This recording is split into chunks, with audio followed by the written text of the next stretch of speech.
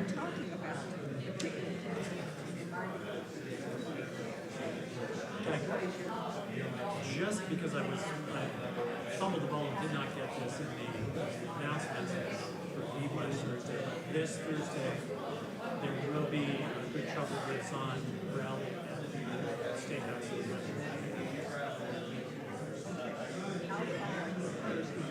just one sentence. Okay, I could use more or less that same one.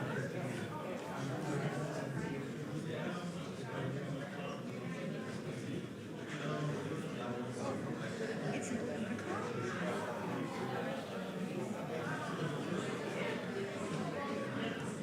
Is that in that book here or in that Bible? There. Yeah. It only has a sequel, which I didn't know when I bought it. I should have. Only has a what? Only has a sequel. Yeah.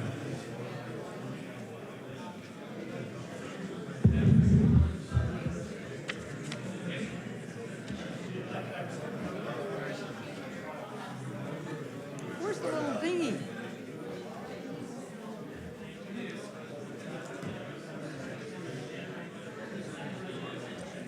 It's not under there. I don't see it anywhere. Well, something I can do to chime on.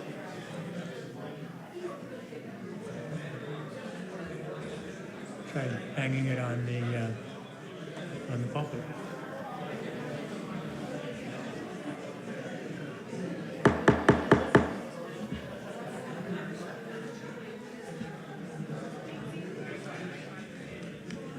Good morning. Who stole the chime? That's the reason it was so abrupt. Aha, it was him, okay. Good morning, and we welcome you to take your seats and prepare for this morning's service. On behalf of the worship committee, I want to welcome you to the Unitarian Universalist Congregation of Columbia. I'm Pat Moore, and our minister is the Reverend Stephen Robinson. But today, as we do every July when Reverend Robinson's on vacation, we try to hear UU voices, to have a UU member speak to us from the pulpit. And today we're going to hear from a most esteemed guest speaker, our own Michael Sullivan. Dr. Sullivan is a clinical psychologist who's had a diverse career in psychology. He's served as an expert witness for family court judges in New York City. That's Judge Judy. He's given talks to psychologists in all 50 states for the American Psychological Association. And he's been an active member of UUCC since he and his wife Susan moved here in 2008. He's been a dedicated member of the Meals on Wheels program ever since. And what I suspect might be his favorite job since retirement, he's also been the unofficial statistician for the South Carolina women's basketball team and coached Dawn Staley. In fact, Coach Staley recently wrote in her autobiography to Michael. She says, "Michael, thank you for always being our stats guy. Your expertise in this space has been helpful throughout the years." So he's famous everywhere. Today's sermon is the fourth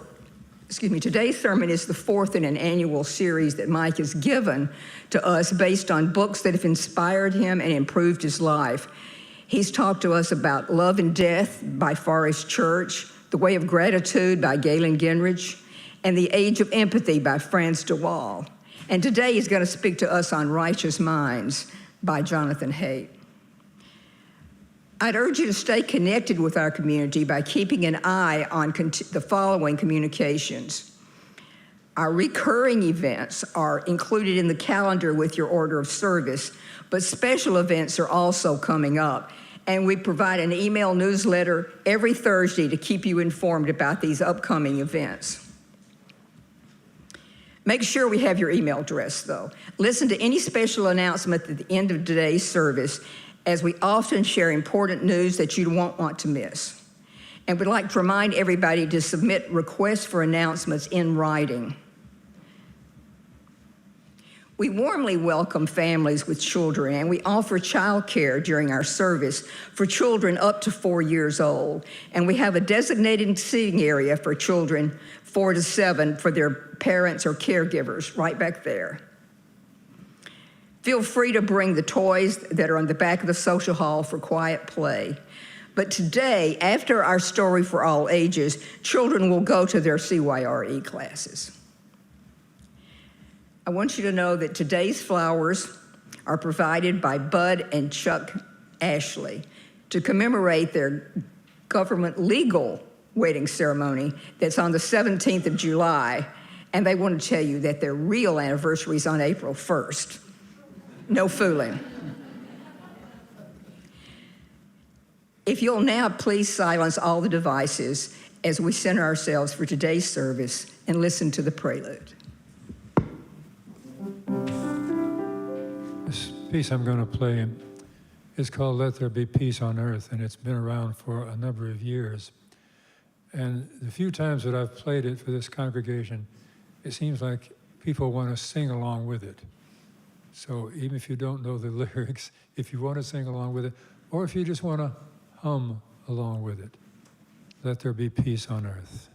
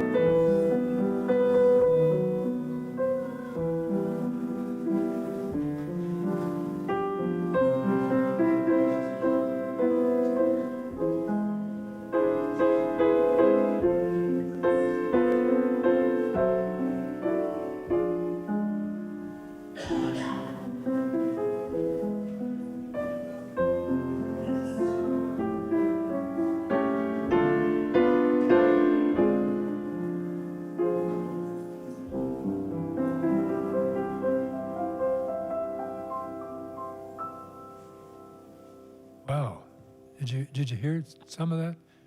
Oh, that was great. I'll clap for you too. Thank you, Richard. That's one of my favorite songs, but I spared you the solo. If you'll now please rise in body or spirit and join me in our congregational covenant. It's in your order of service.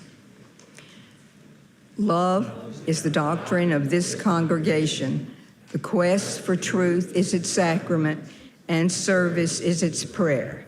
To dwell together in peace, to seek knowledge and freedom, to serve others in community. Thus do we covenant with one another.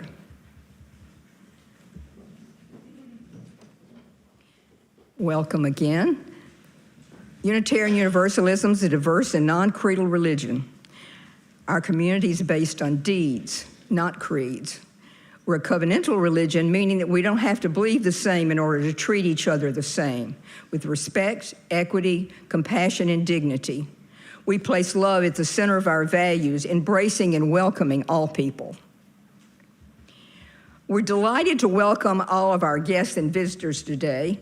So I would like to ask Emilio to come with a microphone, and visitors wait for the microphone before you speak, and you can share your name, where you're from, when it's your turn. And if you have guests, please feel free to introduce them too.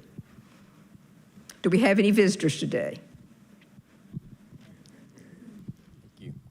Hi, I'm Barry Arendt. I used to be a member of this congregation. I live in Charlotte now, and it's great to come back to visit, and I came back specifically to hear my friend Mike Sullivan speak today.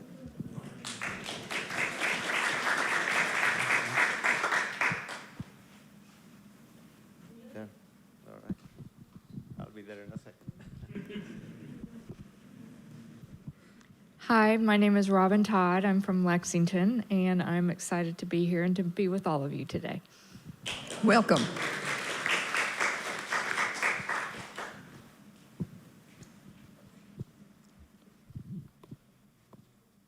Hello again. I haven't seen some of you since 2005. My name is Breed Love. I'm happy to be back. Thank you. I would have known you anywhere in that hat, Bree.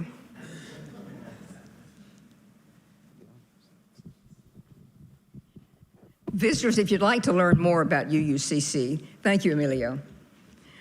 Visitor cards are in the pockets in the back of each chair. If you fill out one and place it in the collection plate, we'll email you about upcoming events. Our board members and committee chairs welcome your questions and comments. Board members wear green name tags. Thank you for being here. And now I'd like to introduce to you again our chalice lighter. Our chalice lighter today is an old-time member. I saw him and had to pick on him right away. This is Barry Arendt. He's a past president, and as he said, he's come back to hear Michael. Thank you, Barry. Service of light and life coming to us. Our opening hymn today, number 133 in your gray hymnals. And let me tell you about this. It was a song that I am not familiar with, but what makes it appealing is that it works really well with the sermon today. So Dr. Mike chose this, One World. So Nancy's going to lead, and maybe that'll help us out a little bit with it. So please stand.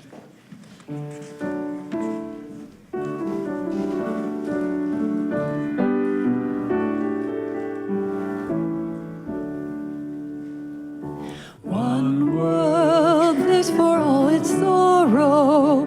One world shaping one tomorrow. One humanity thriven.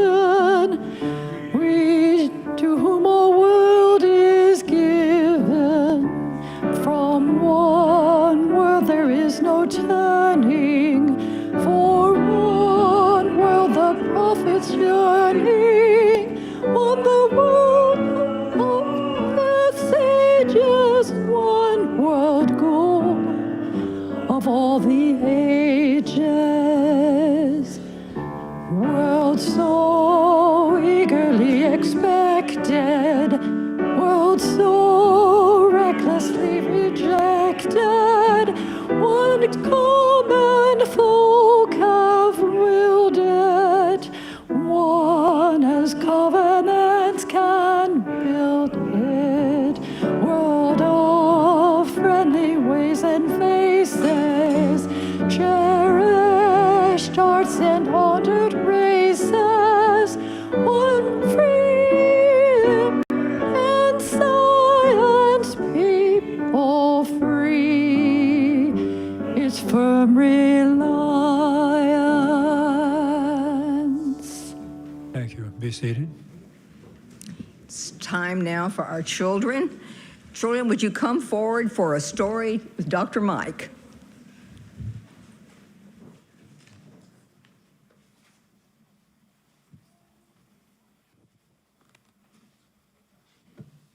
Good morning.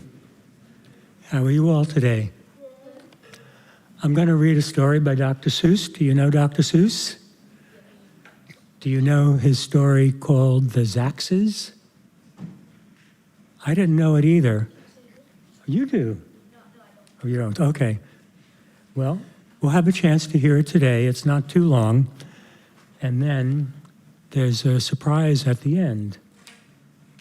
So it's in a collection of Dr. Seuss's stories called The Sneetches and Other Stories.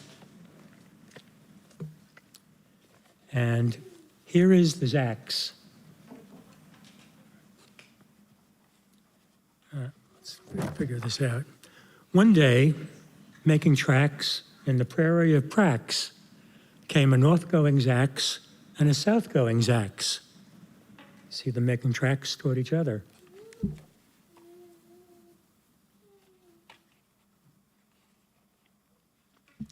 And it happened that both of them came to a place where they bumped. There they stood, foot to foot, face to face. "Look here now," the north-going Zack said. "I say, you are blocking my path. You are right in my way. I'm a north-going Zacks, and I always go north. Get out of my way now and let me go forth." I wonder what happens next. "Who's in whose way?" snapped the south-going Zacks. "I always go south, making south-going tracks. So you're in my way, and I ask you to move and let me go south in my south-going groove." Then the north-going Zacks pulled his chest up with pride. "I never," he said, "take a step to one side. And I'll prove to you that I won't change my ways if I have to keep standing here 59 days. Uh-oh.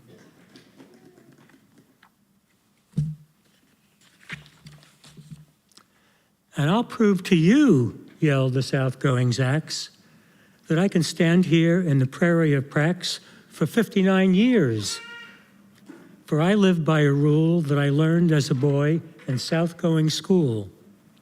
Never budge, that's my rule. Never budge in the least.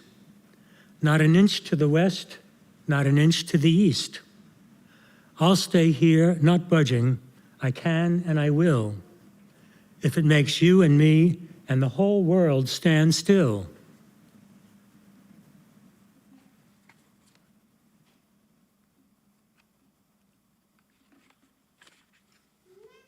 Well, of course, the whole world didn't stand still.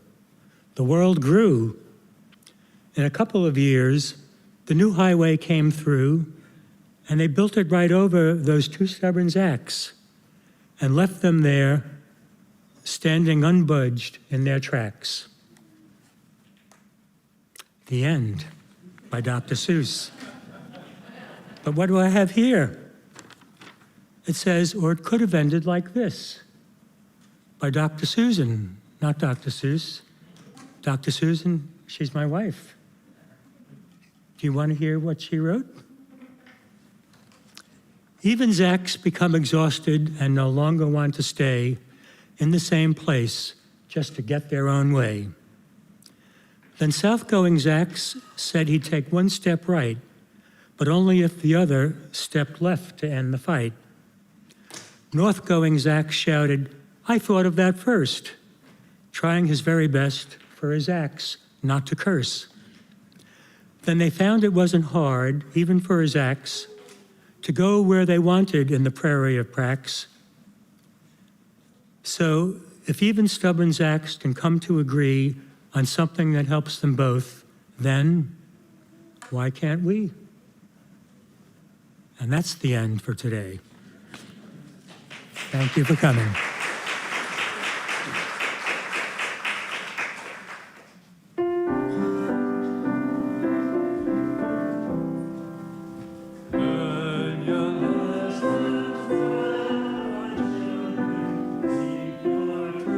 In the wide unknown, love each other, work together, and search for wisdom and happiness.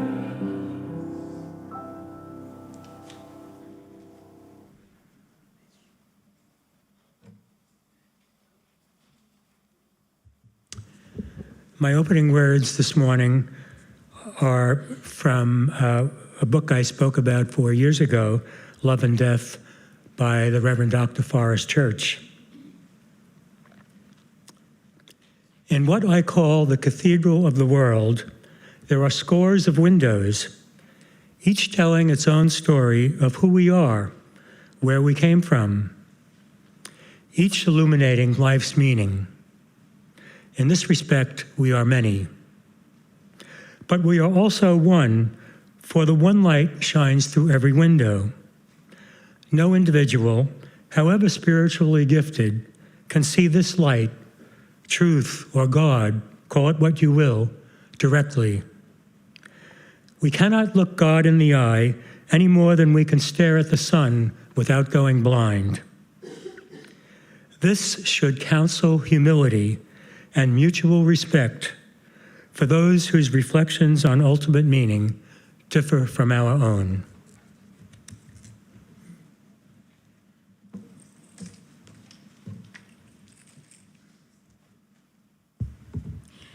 Now it's time for our candles of community. If you have a personal joy, sorrow, or concern to share from this pulpit, please email or text our administrator by noon on Friday. And you can also pick up a candle in the foyer before the service to share in person.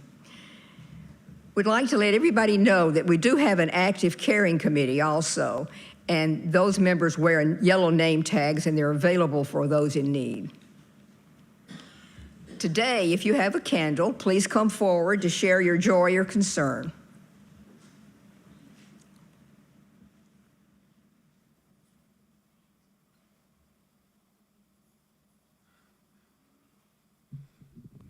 Good morning, everybody. My name is Tom Clements. Just for the record, I've been coming here since 2011. Last week, I decided not to share this, but I feel compelled. It's very personal. Some of you know that I was in Europe recently for over a month, and it was a wonderful trip, and I was so excited to visit friends and family, and it ended up with a bike trip through the Alps, and we went 130 miles with the high mountains all around, a lot of uphill climbing and stuff. On the very last kilometer, we were just booking downhill, very excited, happy that the trip was about to get over. I didn't pay attention. Going fast, I mean really fast. I swerved off the road and the bike kind of went in a little track by the guardrail. I went over that guardrail. And the only thing I can really remember was rocketing through the woods, and I came to a dead halt when my helmet, I see somebody cringing, I still cringe to think about it, came to a dead stop when my helmet hit a tree, and I had to get some stitches. The ambulance came, I had to get some stitches. They did a brain scan. But everybody there, and myself including, I am so happy to be alive, I tell you. Or not in a hospital in Austria paralyzed. And I thought about everybody I know during this time, and you guys, and wear your helmets if you bicycle. And I'm thankful you're here. It's just very personal. It wasn't a great moment of realization. It was just the pure fact that I could have been dead or paralyzed or something. So I light my candle that I'm alive and you're alive. Thank you.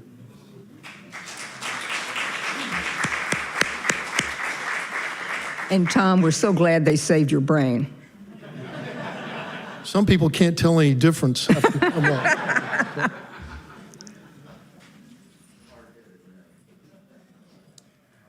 This is a candle of gratitude.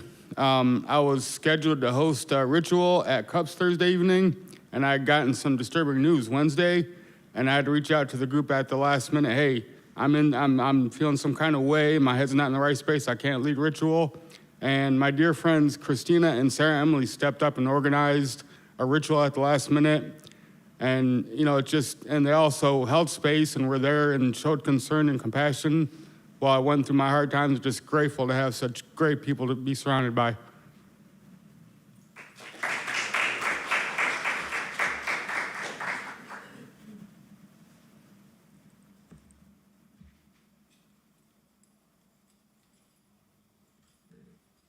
Hi everyone, happy Sunday. So I have good news and bad news. So I would say that the good news is that next week I'm finally getting this brace off, hopefully, most likely. So I'm very excited to have that happen. It's been like 6 weeks, so it's been very, very tough for me. So that's something I'm really looking forward to. I would say the negative, the concern of this candle is that I've definitely had like a rough week this week. It's been a week of just thinking and contemplating. And a quote from a book that I've been reading, The Gospel of Mary Magdalene, that I've really liked is, observe, be attentive, but don't hurt your soul, your energy with any sort of blame, because that doesn't do anything for you. So that's what I have to say.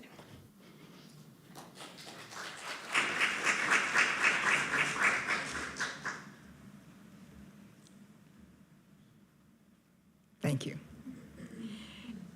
And finally, we light one candle for all the joys and concerns. Wait, do you have one? Oh, I thought you were here for the... Well, no, I know, that's not yet. Hold on. One last candle for the unspoken joys and concerns.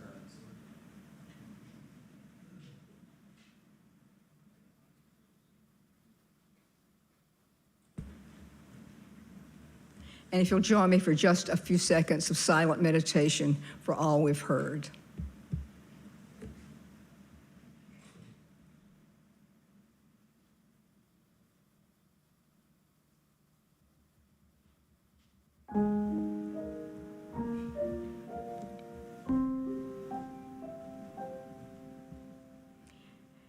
Next, we have the part of the service where we share our abundance. And this congregation proudly participates in Share the Plate initiative, where half of our monthly cash collection is donated to a local charity. It's our way of giving back and supporting our community. Oh, wait a minute, I forgot. We have a special presentation.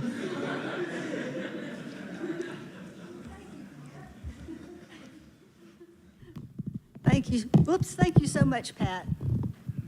Well, I'd rather this stayed in here, but thank you. Is it working? So sorry about that. Always have to adjust it a little low for my height. Well, we do have a special presentation. George Johnson, President of the Board of Trustees, and myself. Michael, would you come down here and help us with this presentation, please? Michael, Dr. Michael Sullivan.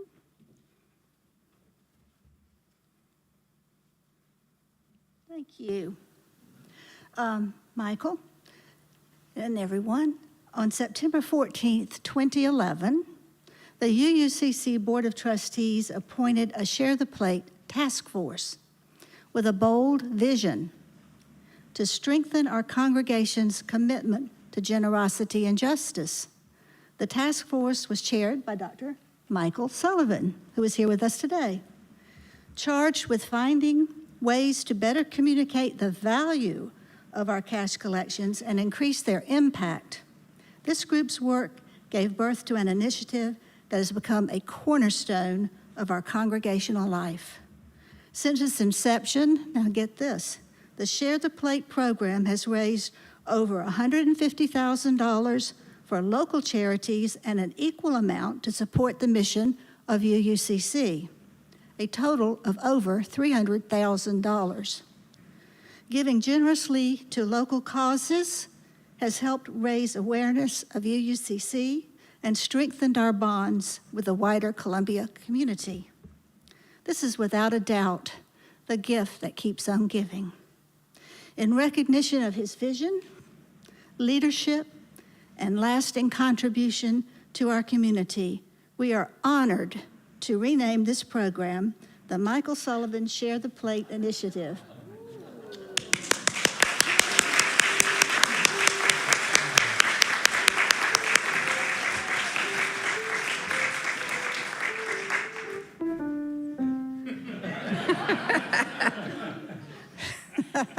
Today, we proudly present Dr. Michael Sullivan with this certificate of appreciation with deep gratitude for all he has given and inspired. I'm very pleased to tell you that the very first act of the new Board of Trustees for this year, this fiscal year, And my very first opportunity to make an official signature as the president was the passage of this resolution. With heartfelt appreciation, we recognize your vision and dedication in establishing the UUC Share the Plate initiative. This program has become a cornerstone of our congregational life, strengthening our commitment to the generosity and justice since its inception in 2011. Share the Plate has raised over $150,000 for the mission of UUCC, with an equal amount shared with numerous local charities. In recognition of your leadership and your legacy of compassion, this program will henceforth be known as the Michael Sullivan Share the Plate Initiative.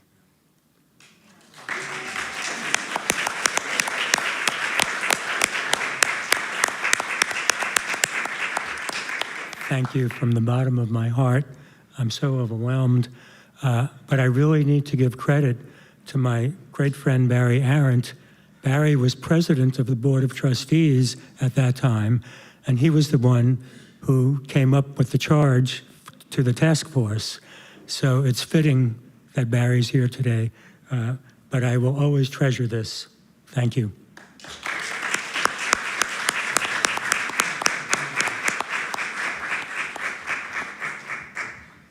Speaking of which, half of our cash collection every Sunday in June will go to Justice 360. And speaking today on behalf of Justice 360, we welcome, and I know I'll butcher your name, I apologize, Sierra Negron-Salo.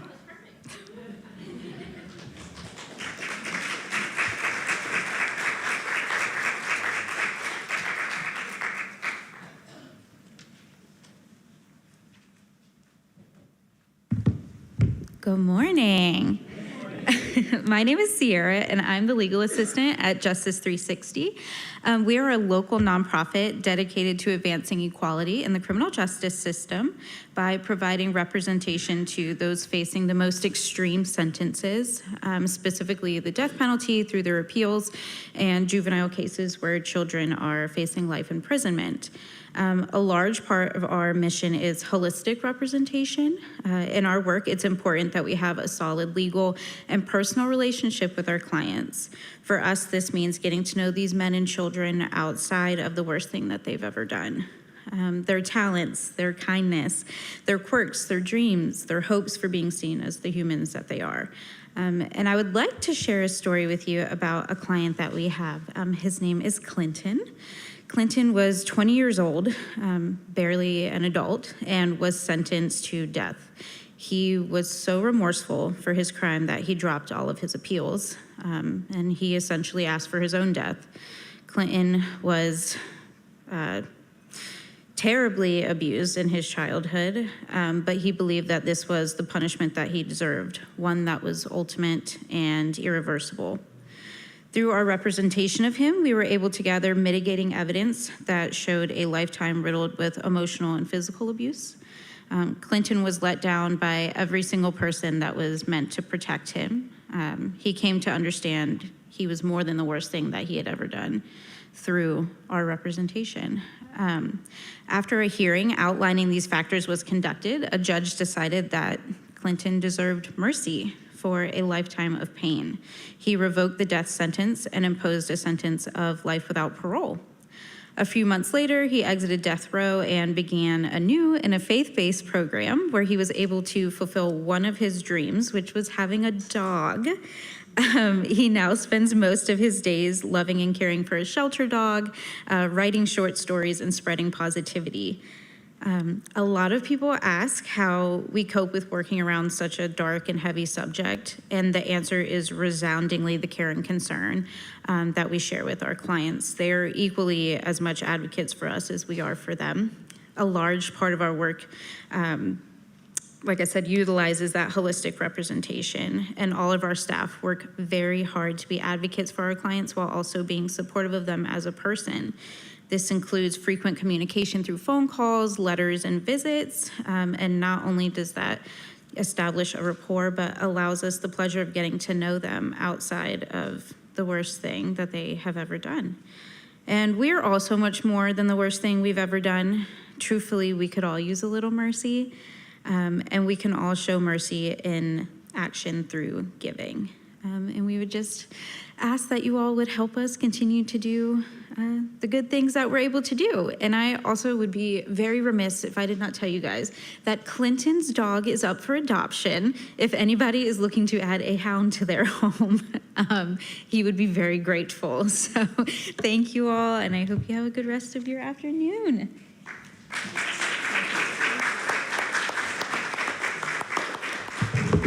And if you would like to contribute to Justice 360, just write "share the plate" in the memo line of your check or on your donation envelope.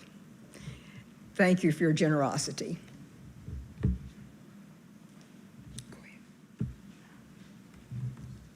Offertory today was especially requested by Dr. Mike to go along with what he'll say today.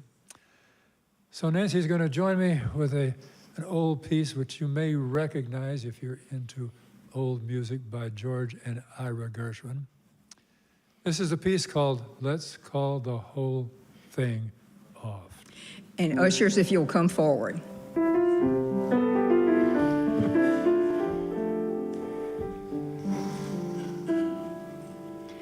Things have come to a sudden pause. Our romance is falling flat. For you like this and the other, While I go for this and that. You say either, and I say either. you say neither, and I say neither. Either, Either, neither. neither, let's call the whole thing off. You say potato, and I say potato. You say tomato, and I say tomato. Potato, patata. Tomato, tomato. Let's call the whole thing off. You say laughter. You say laughter. Pardon me. I say laughter, You say after. and I say after. Laughter, Laughter. after. After. Let's call the whole thing off. Oh, if we ever part, then that might break my heart. So if you like pajamas, and I like pajamas, I'll wear pajamas and give up Bahamas, for we know we need each other, so we better call the calling off. Let's call the whole thing off.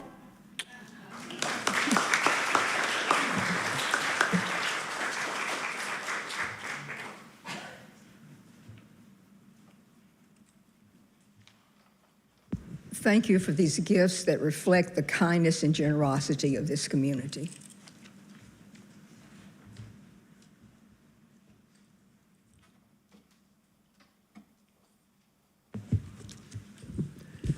Thank you, Richard and Nancy. I loved your performance of that classic. Garrison Keillor observed, "The rule about sermons is this: they should have a clear beginning and a strong end, and the two should be as close together as possible." In an effort to follow the sage advice, I've made my talk this morning a little shorter than my previous ones that Pat mentioned. Last March 30th, Reverend Stephen devoted a thought-provoking sermon to an intriguing question. Can I be conservative and be you? In one respect, this seems like a perfectly logical question to ask. After all, Unitarian Universalism is a self-described liberal religion. In another respect, the mere fact that this question needed to be asked and answered is surprising. Why? As we hear every Sunday, we are a covenantal religion. This means we don't have to believe the same in order to treat each other the same, with respect, equity, compassion, and dignity. Our community is based on deeds, not creeds. Wouldn't it be a contradiction then if we had a litmus test of political beliefs? As you use, we appreciate and respect different faith traditions such as Judaism, Christianity, Islam, Buddhism, Hinduism, paganism. I wonder, do we have similar appreciation and respect for different political traditions and frames of reference? In my sermon this morning, I want to explore why good people are divided by politics and religion. We live in a hyperpolarized political climate where there is a lot of disparagement and name-calling. It's depressing. As a clinical psychologist, I'm very drawn to understanding what makes people think and feel and act the way they do. I was trained to understand human behavior by using scientific methods of research and assessment. And so I'm impressed when someone offers creative explanations for vexing problems based on empirical research. My favorite understanding of the divides caused by politics and religion comes from Jonathan Haidt, a brilliant social psychologist. Some of you may be familiar with Dr. Haidt's recent bestseller, The Anxious Generation: How the Great Rewiring of Childhood is Causing an Epidemic of Mental Illness. In this book, he highlights the unintended consequences of smartphones in stunting childhood and adolescent development. An earlier book of his was a similar tour de force in explaining what he calls the righteous mind, where morality binds and blinds. This book offers a creative explanation of political and religious conflicts. It is the source for my thoughts today. First, a disclaimer on terminology. I will use the terms liberal and conservative in the way that John Stuart Mill discussed in his treatise on liberty in 1859. Quote, "A party of order or stability and a party of progress or reform are both necessary elements of a healthy state of political life." End quote. Understanding conservatives as traditionalists and liberals as reformers may be simplistic, but it avoids the confusing ways that political parties like Republicans and Democrats have changed their policy positions over time. Let me begin with Dr. Haidt's journey as a scientist. He sought to uncover why humans across cultures and time disagree so passionately about what is right and wrong. He conducted cross-cultural studies, surveying people from diverse backgrounds to explore how they define morality. For example, he found that people in America and India agreed that certain things were wrong, such as kicking a dog sleeping in the street, but disagreed on what is morally acceptable. Americans said it is wrong for a married son to inherit more property from a deceased father than the married daughter, but not people in India. But unlike Americans, people in India judged it to be wrong for a 25-year-old son to address his father by his first name. Haidt used questionnaires and interviews. He asked participants to respond to scenarios that tested their moral intuitions. For example, he might ask whether it's wrong to eat a pet dog that died naturally, or to clean a toilet with a national flag. These provocative questions revealed not just what people thought, but why they felt so strongly. Haidt also drew on evolutionary psychology. He hypothesized that our moral instincts are shaped by natural selection to promote group survival. He collaborated with anthropologists and studied moral philosophy, weaving together insights from the sciences and humanities. Perhaps most innovatively, he developed a moral foundations questionnaire. This questionnaire asks people to rate how much they valued certain principles, like fairness or loyalty, when making moral judgments. By analyzing these responses, Haidt identified patterns that transcended individual differences. These revealed universal building blocks of human morality. He then did experimental studies using moral dilemma scenarios and statistical factor analyses to test and refine these findings.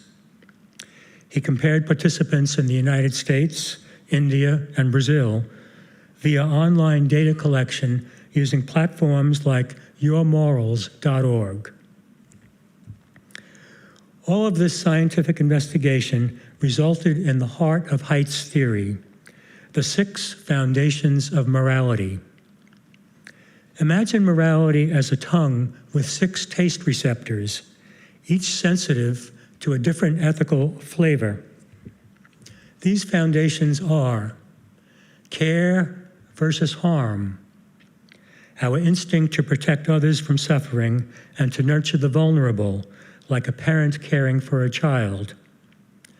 Fairness versus cheating, our desire for justice, reciprocity, and equal treatment, ensuring no one takes advantage of others. Loyalty versus betrayal, our commitment to our group, family, tribe, or nation, and our aversion to those who betray it.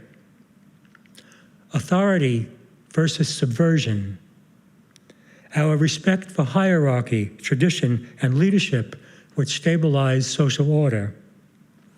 Sanctity versus degradation, our sense of purity, whether physical, spiritual, or cultural, and our disgust at what defiles it. Liberty versus oppression, our yearning for freedom and resistance to those who unjustly restrict it. Haidt argues that every human culture constructs its moral worldview using these foundations, but not in the same way. Like chefs using the same ingredients to create different dishes, societies and individuals emphasize certain foundations over others, leading to distinct moral cuisines. Now let's apply this theory to understand why good people are divided by politics and religion, particularly in our American context. Haidt's research revealed striking differences between liberals and conservatives in how they prioritize these moral foundations. This shapes their approaches to both politics and religion. Liberals, Haidt found, tend to build their moral worldview primarily on 3 foundations: care, harm, fairness, cheating, and liberty, oppression. They are deeply attuned to preventing suffering, ensuring equality, and protecting individual freedom. In politics, this translates to advocacy for social safety nets, civil rights, and personal autonomy. Think of policies supporting healthcare, access, and marriage equality. In religion, liberals often gravitate toward inclusive, socially progressive faiths or secular humanism, emphasizing compassion and justice over rigid doctrine. Unitarian Universalism, with its commitment to the inherent worth of all and the pursuit of justice, aligns closely with this moral palette. Conservatives, Haidt found, tend to value all 6 foundations more equally, but they place significantly more weight on loyalty versus betrayal, authority versus subversion, and sanctity versus degradation. They value group cohesion, respect for tradition, and the preservation of what they see as sacred, whether it's family, country, or religious heritage. Politically, this might manifest as support for strong national defense, traditional family structures, or policies rooted in religious values. In religion, conservatives often embrace faiths that emphasize scriptural authority, communal rituals, or moral purity, finding comfort in the stability these provide. Let's apply these moral foundations to a contentious issue like immigration. Liberals prioritize the care foundation, advocating for humane treatment of migrants and emphasizing their suffering. They also invoke fairness, arguing for equal opportunities for all, regardless of origin. Conservatives, however, prioritize loyalty and authority, emphasizing the need to protect national borders and uphold laws that maintain social order. They invoke sanctity, viewing the nation as a sacred community to be preserved. Both sides are acting from deeply held moral convictions, yet their differing moral taste buds lead to clashing conclusions. Religion amplifies these divides. For liberals, religion often serves as a call to action for social justice, rooted in care and fairness. For conservatives, religion might be a bulwark of authority and sanctity, preserving sacred texts or rituals that connect them to the divine and their ancestors. A liberal might see a ban on certain behaviors as oppressive, clashing with liberty, while a conservative might see it as a sacred boundary, essential to sanctity. In Haidt's analysis, neither side is inherently wrong. They're simply speaking different moral languages. One common characteristic Haidt found across all viewpoints is that when people make moral judgments, we react intuitively and instinctively first. Then we generate strategic reasons after the fact to support or justify our positions. He also finds that human nature is not just intrinsically moral, but is also critical and judgmental. This is what he calls the righteous mind. He says, open quote, "It is a feature of our evolutionary design, not a bug or error that crept into minds that would otherwise be objective and rational." Close quote. He connects this righteous mind to our evolutionary biology, which prioritized group survival over individual interests. That made it possible for human beings to produce large cooperative groups, tribes, and nations without the glue of kinship. At the same time, our righteous minds guarantee that our cooperative groups will also have to contend with moralistic strife in the form of competing ideologies. Haidt understands religion as a product of evolutionary dynamics, not superstition. Religions strengthen group cohesion through shared rituals, beliefs, and moral codes. These enhance survival, binding communities, but sometimes blinding them to others. A similar thing happens in politics, where people bind themselves into political teams that share moral narratives. Haidt says, open quote, "Once they accept a particular narrative, they become blind to alternative moral worlds," close quote. He urges empathy and dialogue in acknowledging that other moral foundations can underlie opposing views. This is the first step to reducing our tribalism and fostering understanding and cooperation. Haidt's theory helps us see that differences are not just intellectual, but visceral. Our moral foundations are tied to emotions: compassion for care, anger for fairness, pride for loyalty, respect for authority, disgust for sanctity, and defiance for liberty. When we debate politics or religion, we're not just arguing ideas, we're defending what feels sacred to us. This explains why discussions can escalate so quickly into hostility. When someone challenges our moral foundations, it feels like an attack on our very identity.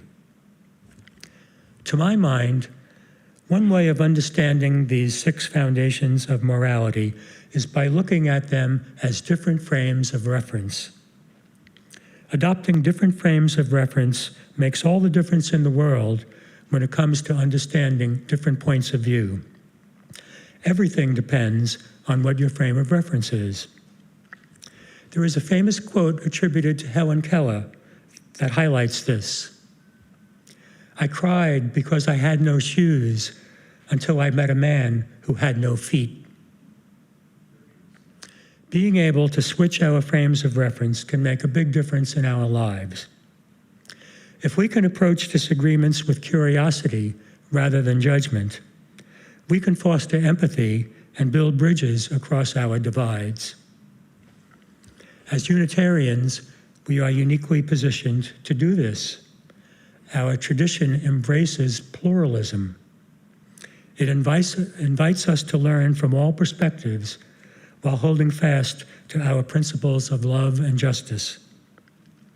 We can model what it means to listen deeply, to seek the truth in others' moral foundations, even when they differ from our own. I submit that the world becomes a better place when we do. In closing, let me sum up by saying, potato, potato, tomato, tomato. Let's call the calling off. To paraphrase a namesake of mine, the late psychoanalyst Harry Stack Sullivan, aren't we all more simply human than otherwise? May it be so.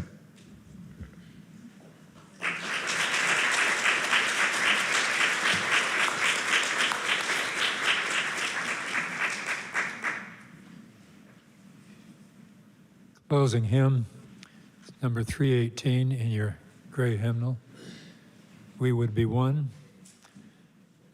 It'll be a familiar tune and familiar lyrics to you, and you'll see how it fits in with what Michael has just said. Please stand.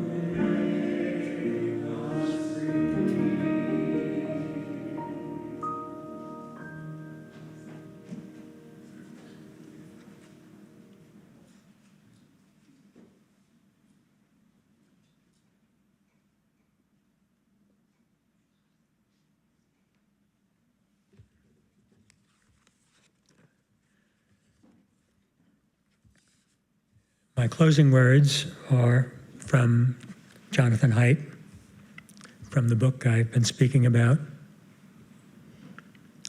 Morality binds and blinds. This is not just something that happens to people on the other side. We all get sucked into tribal moral communities. We circle around sacred values and then share post hoc arguments about why we are so right and they are so wrong. We think the other side is blind to truth, reason, science, and common sense. But in fact, everyone goes blind when talking about their sacred objects. And now we'll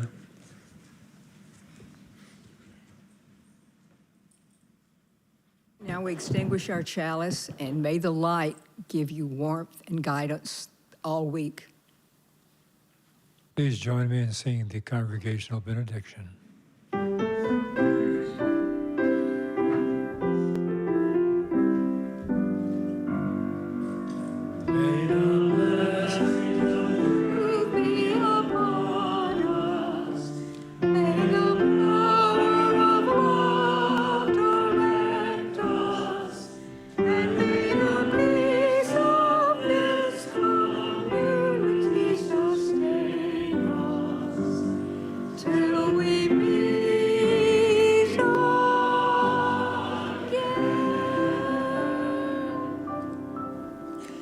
Now we have two brief announcements. You can sit down for just a sec.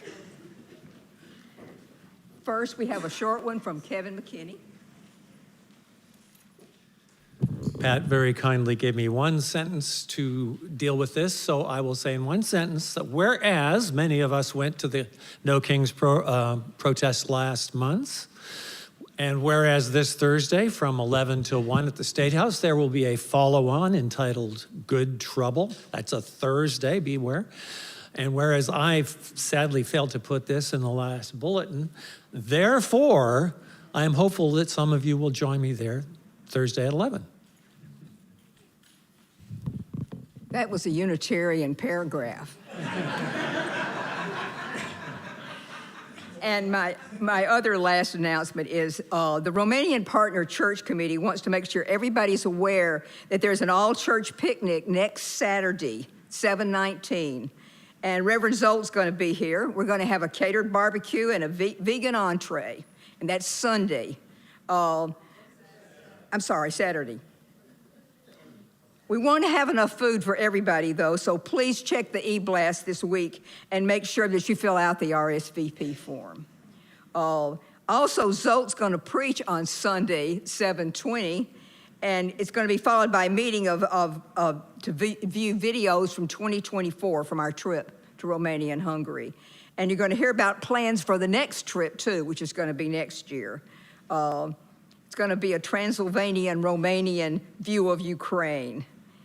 Let's help give Zolt and Katinka a warm UUC welcome next week. Okay, our time's come to a close, so before you leave, take a few minutes to say hello to old friends and visitors. Thank you.